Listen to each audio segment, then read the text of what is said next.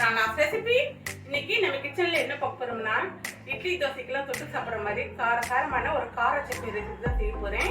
இது பாத்தீங்கன்னா ஒரு 5 மினிட்ஸ்ல செஞ்சு முடிச்சிடலாம். வாங்க ஃப்ரெண்ட்ஸ், அந்த ரெசிபி எப்படி செய்யலாங்கிறத பார்க்கலாம். 250 கிராம் சின்ன வெங்காயம் எடுத்திருக்கேன், 50 கிராம் பூண்டு, குட்டி நெல்லிக்காய் சைஸ் அளவு புளி, 15 வரமிளகாய், இதெல்லாம் மிக்ஸி ஜார்ல சேர்த்துக்கலாம். கலருக்காக ஒரு ஸ்பூன் காஷ்மீரி சில்லி பவுடர் சேர்த்துக்கலாம், ஒரு ஸ்பூன் கல்லுப்பு. இதெல்லாம் சேர்த்து தண்ணி விடாம மிக்ஸியில் அரைச்சிட்டு வந்துடலாம். இந்த அளவுக்கு நைஸாக அரைச்சி எடுத்துக்கோங்க. சட்னியை டெம்பரிங் பண்ணிக்கலாம். ஒரு அயன் கடாய் ஸ்டவ்ல வச்சுருக்கேன். நல்லா ஒரு கப் நல்லெண்ணெய் எடுத்திருக்கேன். நல்லெண்ணெய் சேர்த்து செய்யுங்க, அப்போ தான் டேஸ்ட்டாக இருக்கும். கடுகு ஒரு ஸ்பூன் சேர்த்துக்கலாம்.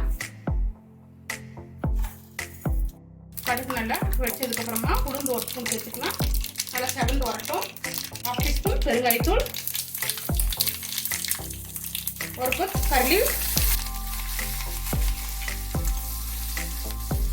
நம்ம அரைச்ச விழுது சேர்த்துக்கலாம்.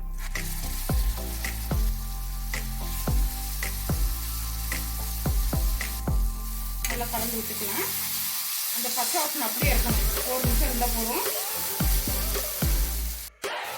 ஒரு 20 ml தண்ணி சேர்த்துக்கலாம். ஒரு கொதி வரட்டும்.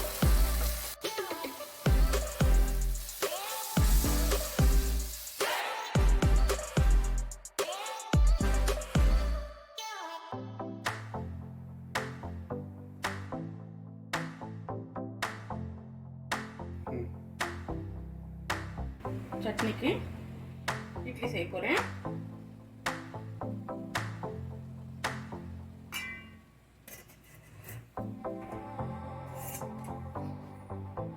சுட சுட ஆவி பறக்க இட்லி.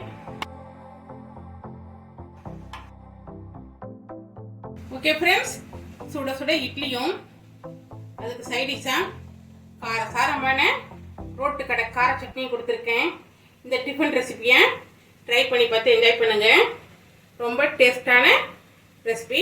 இந்த ரெசிபி பிடிச்சிருந்தா ராணாஸ் ரெசிபி சேனலை லைக் பண்ணுங்க, ஷேர் பண்ணுங்க, கமெண்ட் பண்ணுங்க, சப்ஸ்கிரைப் பண்ணுங்க.